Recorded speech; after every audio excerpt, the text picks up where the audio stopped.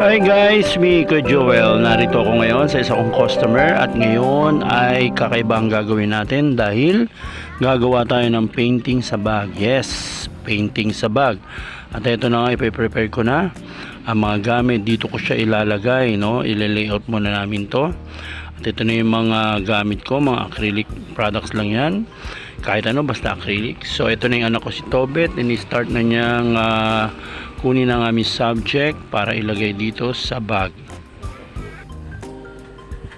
So yan na nga po, dahil black ang kanyang bag ay kailangan ni-layout muna ito ng white. O yan, para maging makapal yung aking pagpahid. At yan na nga, o diba? Simple lang.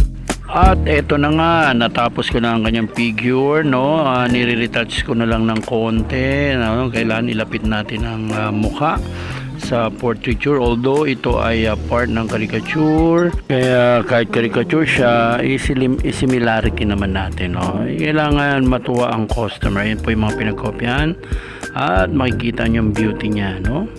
Very cute.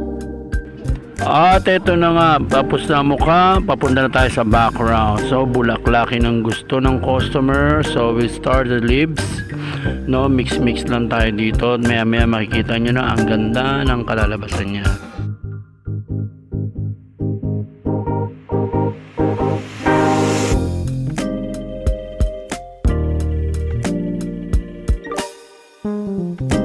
At yan na nga, diba? Tapos na po.